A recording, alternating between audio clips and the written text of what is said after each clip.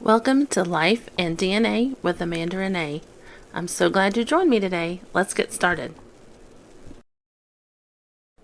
Hey everyone, it's Amanda. Thank you for joining me. Today I'm going to talk a little more about my journey with Hashimoto's and thyroid issues, and in particular my weight loss journey, or my struggle with the weight loss journey. A big part of Hashimoto's is the weight gain. Very unexplained weight gain. Like I said in my last video, or my last podcast, I never ate that much. I never ate enough to gain what I gained. I mean, it was, a good at least 60 pounds from where I was after I gave birth to my son. And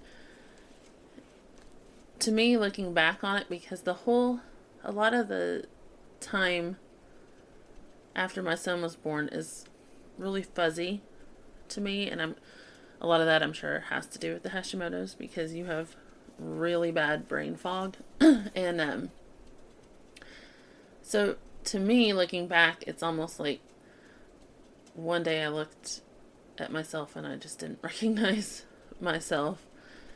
It was really bad. I do remember somebody took a picture on Father's Day. We went out to eat, me and my sisters and my dad, and all of us went out to eat, and somebody took a picture, and oh my gosh, I could just cry even thinking about that picture. I looked really bad. And even more than the weight everywhere else, my face just felt like it looked distorted to me. I mean, it was really bad. And, and the symptoms of Hashimoto's is a puffy face. And that's been the hardest part of the weight gain for me. And a lot of that had to do with, before I got diagnosed with the anemia, because I was stubborn and wasn't going to go to the doctor because of, false religious beliefs. So I just wasn't going to get anything checked. I was craving salt, like insanely craving it. I would, but in the form of like olives and pickles. I mean, I would go through one of the big jars of olives in like 2-3 days. That's how bad it was. I would have a big old bowl of olives and pickles every night. I mean, and it was almost like it was craving, but it was a intense craving. Like, I needed it, and something in my brain would not level off until I had it. And my personal theory of that is because once I got diagnosed with anemia and had it where my periods were being stopped so that I wasn't losing blood anymore, and on the iron, and once my iron started to come up, those cravings completely went away. Almost to the point where for a while I couldn't even stand eating an olive or a pickle. I mean, I couldn't even tolerate it. And my theory is my body was trying to hold on to as much salt so that I could hold on to as much water so that I had, blood in my system. I honestly think if I wouldn't have had the craving, that I might have, really hurt myself somehow. I mean, not myself, but I think that my body would have not had enough blood circulating, and it would have been really bad.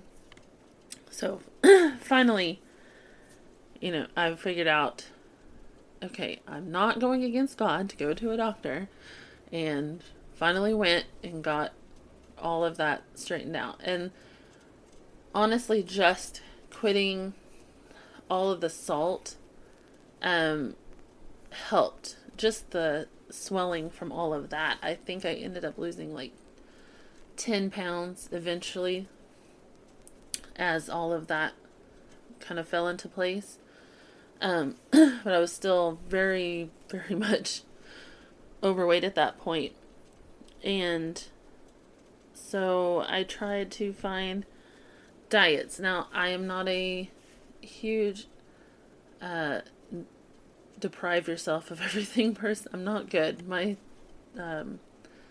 It doesn't work out well. I mean, and I've seen, obviously, from trial and error before, and people that I know, depriving yourself of specific nutrients or specific things doesn't work long term. And I needed something that was going to work long term. And so I didn't want to do a fad diet. I don't have time for fad diets. I mean, I'm a stay-home homeschool mom, but I'm busy. I have a lot of things on my plate. I don't have time to, or the money to just sit and buy specific foods for myself and do all of that. So I'm going to tell you about the 2 books that really did help me and actually helped me lose something. And I still have a ways to go.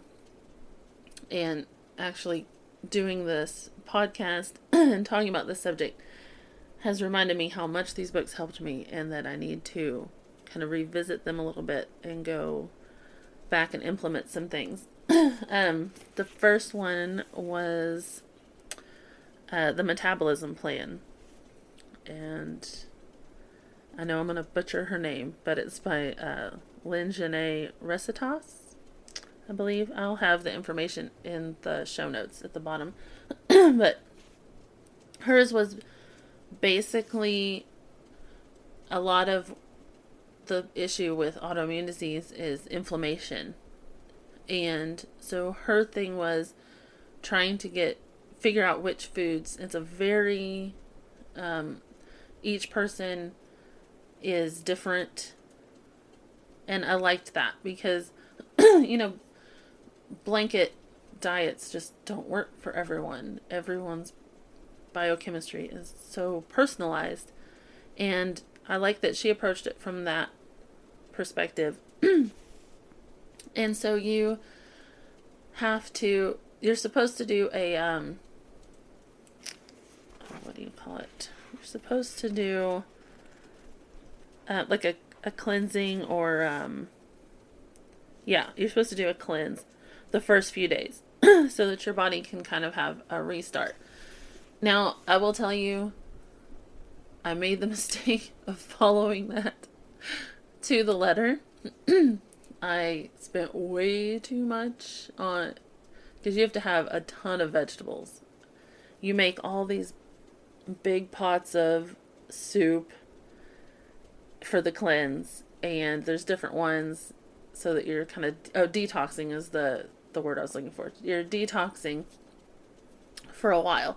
And I spent a ridiculous amount on the vegetables to do this, and made all these soups, and I did it, I think I made it a day and a half, and then I was so sick, probably because there was a lot to detox in me, but I made myself so sick, like I couldn't even smell the soups anymore, so I basically wasted all of that. Ugh. Okay, I don't recommend going that dramatic into, going that drastic into it unless you know you can tolerate it. I really do think that there was this one particular spice that she had you put in it that I cannot stand, and I think I could have gotten a little further if I would have just left that out. But I will tell you, this plan really works, but you're gonna need some money up front to get all the vegetables and stuff for the cleanse part. And after you do the cleanse, you are supposed to take your basal body temperature every morning. And so I had to have the thermometer right beside my bed, because you are not supposed to move at all before you take that in the mornings. You're supposed to take it first thing before you even sit up in bed. So you have to remember to take that, and then you weigh yourself every morning. And based off of those two things, you keep a log of everything you eat during the day, any exercise you did, and your body reacts to things that you ate. So and she explains it a lot in the book, but from what I remember, if there is a change in your basal body temperature and or a change in your weight, even up to, I think, half a pound, then something you ate or something you did the day before triggered that. And so if you lost weight, then everything you ate the day before was fine. Your body did not react negatively to that. But if you gained even half a pound, then something that you ate the day before affected you negatively. And so you can, eliminate, figure out kind of what that was. If you think eliminate that and see what your weight is the next day. And honestly, I really need to go back and do this, because two of my triggers, one was stevia, and I had used stevia for years because I had done the Trim Healthy Mama way of eating years before, and that did help. It's just really hard for me to kind of stick with that, but I did take habits from that and keep them. And so stevia was one of my triggers. And right now in my water, I drink Propel packets, and it has stevia in it. So I'm not doing myself any favors. That's what I drink all day long. So I need to figure out something else to drink, or double check the ingredients and make sure that's not in it, because that was one of my triggers. I think I would gain like half a pound, something like that, when I was on that. Now, doesn't mean I would gain half a pound every day, but it means it's causing inflammation in my body, which will keep me from losing weight because my body's inflamed. This other big trigger for me was pretzels. Ugh, and I was so disappointed because I love pretzels. And right now, yeah, I eat those as a snack, a handful or two at night, because they're filling, and I've always liked salt, even though I don't crave it like I did when I was anemic. So yeah, I need to go back and revisit this one for sure and figure out, cut out those two known triggers for sure, and see if there's anything else that I'm doing at the moment that is triggering and a response. The second one, this is the one I really lost weight on. A friend of mine from church had posted about it on Facebook, and she was having luck with it. So I bought the book and tried it. And this one is The Way Down Diet by Gwen Shamblin. And, or Shamblin, sorry. And she was a Christian, and so she went about it, from a godly standpoint, a biblical standpoint. And her thing was, no food is off limits to everyone. Her thing is everything in moderation. And with this one, the main gist of it was basically, at first, start cutting what you normally eat in half. So I used to eat 2 pieces of toast with something on them and a cup of coffee every morning. So now I eat 1. I need to cut back on the sweetener I put in my coffee too, though, because I originally did that, and that's when I lost weight. I think I ended up losing maybe 10 pounds, give or take, with this. But I need to go back to doing that because I have snuck out of that habit. There's still times where I'll, like, the breakfast thing is a habit now. That's what I do. Snacking at night, that is my downfall. Because at night is it's my me time. I'm fairly introverted and I have to have that. And it's so annoying because my kids are older now. My husband goes to bed before my kids, generally, because he gets up so early for work. And so he'll leave the room and I'll have it to myself. But then one kid has to, go brush their teeth and get ready for bed and come through.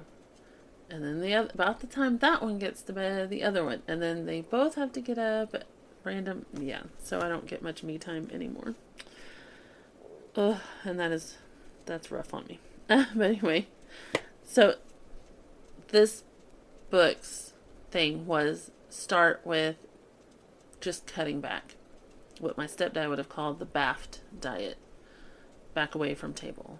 That was always his advice. And it turns out it actually works. So I need to go back and revisit both of those two and implement them because they were the two that actually helped the most.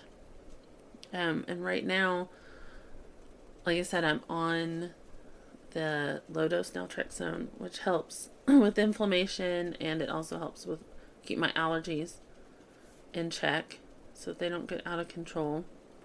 But I'm also on NP thyroid to try and get my TSH down, so I'm hoping that will help also, because if I can get my thyroid numbers lined up and hopefully get my hormones lined up, then maybe my body will let go of some of this and let me actually lose it. Because let me tell you, it's a struggle.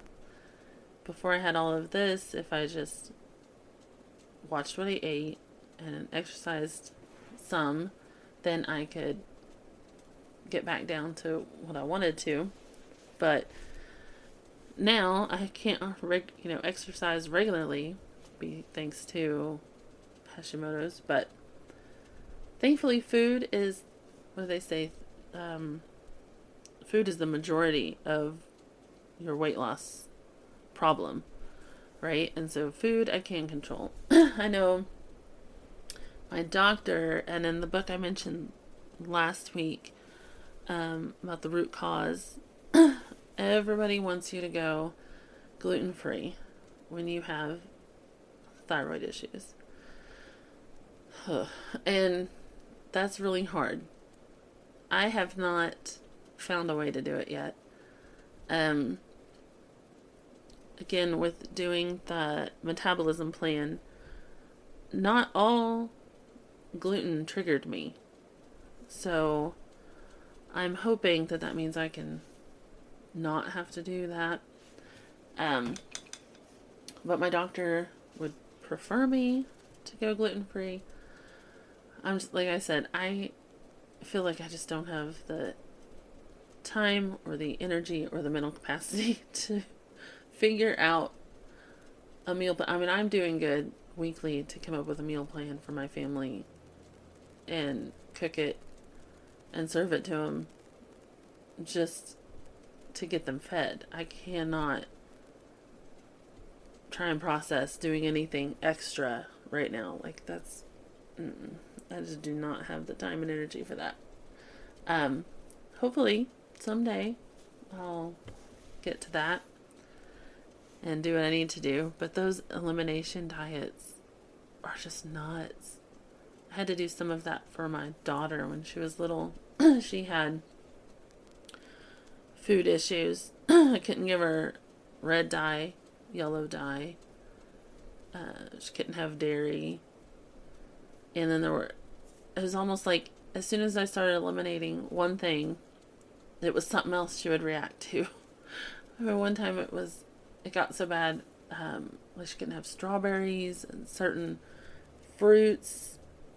I'm still not convinced that they do not inject strawberries with red dye, because it was just weird that those would affect her. But Anyway, so elimination diets are not fun. I've had to do stuff like that before, and I can't just wrap my head around doing it right now with everything else going on. But if you have any tips for going gluten-free, or tips for, losing weight with Hashimoto's or thyroid disease, I would really appreciate it if you would pass that on. Like, I'll have my Instagram and my email in the show notes, and trust me, I welcome any and all tips for that, because like I said, I struggle with that a lot and would love to get back down to where I was before all of this hit me.